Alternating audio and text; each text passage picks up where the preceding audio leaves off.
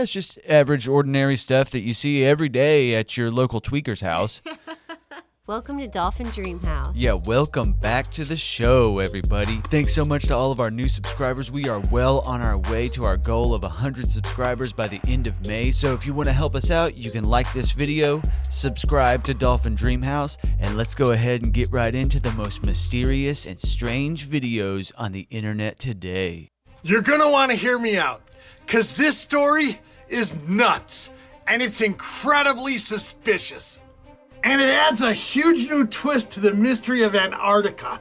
Explorers that were near an area called the Danger Zone saw what they were told was an iceberg, a dirty iceberg, and that they need to stay away from it. Except, it turns out it's not an iceberg, it's an island. An island in that Antarctica area, within miles of Antarctica, that no one has ever been allowed to go to because it's in the danger zone of icebergs. Even though it was never an iceberg, it's an island. So a team of researchers, explorers, scientists, whatever you want to call them, took their ship within 150 meters of this thing, this iceberg that they were told never to get near. And then they could see why. Because it's an island, it's an island. And whoever was in charge of that area, or is in charge of that area, didn't want anybody to see it. So what's so important about that island that they would call the area the danger zone and tell people it's a dangerous iceberg that no one's allowed to get near? This is so shady. This is so shady. There are so many mysteries about Antarctica that the powers to be know, but they ain't sharing, baby. They're not sharing. And this forbidden iceberg that turned out to be an island is just another one of them. Okay, Booshkies, I felt like telling you this story today. Shabadoo, Booshkies. Shabadoo. Just add it to the list of strange anomalies about Antarctica. You can't visit the place unsupervised. You can't take anything from there if you do visit. There are tons of anomalous things about it on Google Earth, and now there's just islands popping up in this danger zone. Sounds like they're hiding something down there, and it might be Uncle Arctica. Okay, we got a real crazy Mandela effect here example. Some of you guys are going to roll your eyes, but I'm telling you, I just saw it myself on another post, and this guy's making a lot of sense. This is crazy. Check this out. First of all, look at the size difference between Iceland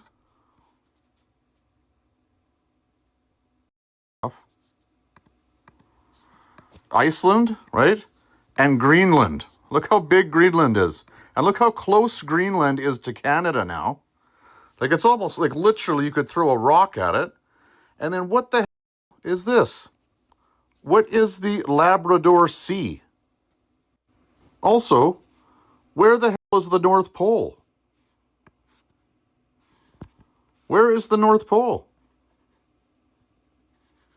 This is so weird. I've related to a lot of these Mandela effects, but this is one that I distinctly remember Greenland being bigger than Iceland. And I also remember the Labrador Sea. Do you remember that?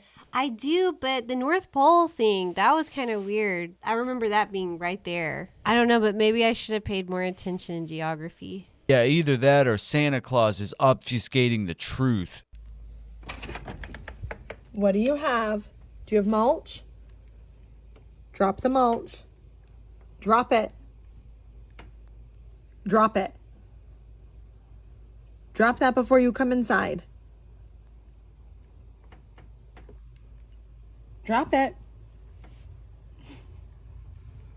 Coco. Coco, we don't eat mulch.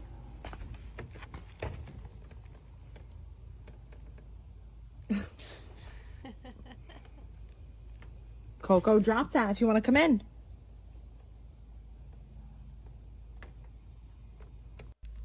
Coco! Coco, why are you eating the mulch? Are we sure that it was mulch and not actually cocoa, like ground up cocoa? Maybe that's where she gets the name. I don't know. We have a unique UFO sighting coming out of China. This was actually captured by multiple witnesses just slowly gliding above their streets. But it's a type of UFO that we've never seen before, and it's really close. Take a look at this footage, comment below, let us know what you think.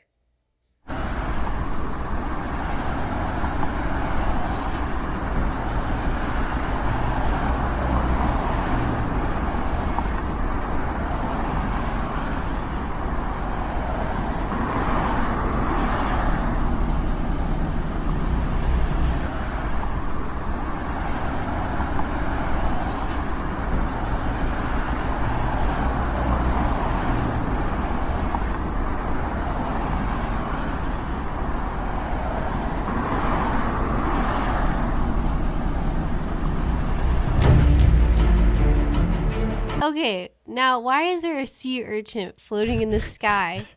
Yeah, that one was super strange. That looked like some biological matter rather than a nuts and bolts UFO. Maybe we just discovered a new species called the sky urchin. This video is for entertainment purposes only. In the Steven Spielberg trailer, it's about 2 minutes and 30 seconds long. I actually did a scene-by-scene assessment of what I was looking at. But there's this one scene which is absolutely incredible.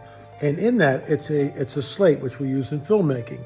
And basically it tells you July 7th, Roswell, New Mexico, entity number 5. The question is, and this is something to really think about, conjecture on my part, but did Spielberg actually look at the real photograph, the real film from July 7th, 1947, and then reenact it? We just don't know. I've always believed that they had film, that they would film this whole thing. In our film on Roswell in the debris field, we show, Gil Zimmerman and I show a black and white film, which we believe is authentic. And it shows some sort of an Army base, Air Force base. They're bringing in an entity on a stretcher.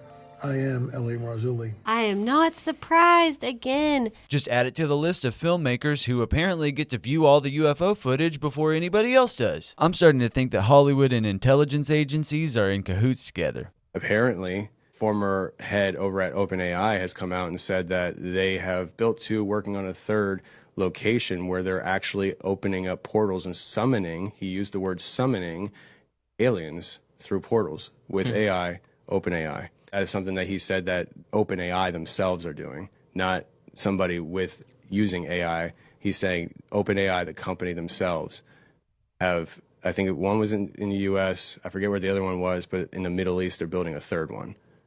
So what's that about, right? What kind in the Middle East? Yeah, like in Babylon. Yeah, yeah, exactly. Ancient temples and stuff. And then all of a sudden you have aliens are stopping the war and Bledsoe's prophecies coming true.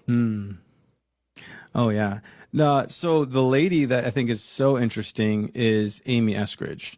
So she was like the most recently added scientist to the list. What makes Amy just like so crazy is, well, number one, she was officially ruled her death as a self-inflicted gunshot wound. Several factors have contributed in the ongoing public debate and intense scrutiny surrounding the case. In interviews and podcasts recorded prior to her death, notably in 2020 and 2021, Eskridge alleged she and her team were being subjugated to harassment and psychological warfare intended to stop her work on anti-gravity and exotic physics at the Institute of Exotic Science.